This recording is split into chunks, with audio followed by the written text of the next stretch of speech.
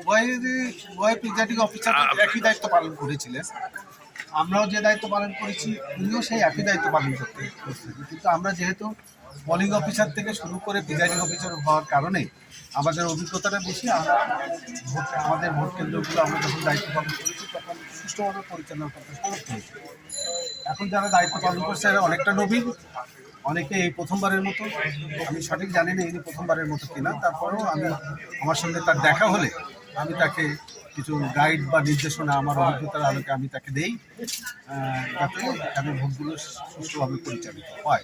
Presiding অফিসারের সঙ্গে আমার প্রায় 10টা মিনিট কথা হয়েছে আজকেই ভোট দেওয়ার সময়। নেক্সট ভোট তো আপনি কত বছর পরে ভোট দিলেন? আমি সত্যি বলতে কি আমি আসলে সর্বশেষ কবে ভোট দিয়েছি আমার মনে নেই। কারণ হলো অধিকাংশ সময় আমি আমার চাকরি জীবনে কিছুদিন পরের থেকেই আমাকে নির্বাচনী দায়িত্ব পালন করতে হয়েছে।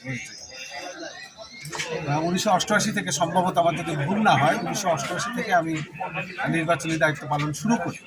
সেই থেকে বোধহয় সর্বশেষ খুলনা জেনারেল ইলেকশন 2013 সালে যদি হয়ে থাকে তাহলে ওইটাই ছিল আমার লাস্ট প্রিজাইডিং অফিসার হিসাবে দায়িত্ব পালন। পোলিং অফিসার হিসাবে শুরু আর প্রিজাইডিং অফিসার হিসেবে দায়িত্ব শেষ। আর তারপরে আর আমার কোনো দায়িত্ব পড়েনি বা পরবর্তীতে যে ভোটগুলো হয়েছে সেই ভোটগুলোতে আমি অংশগ্রহণ করতে পারি।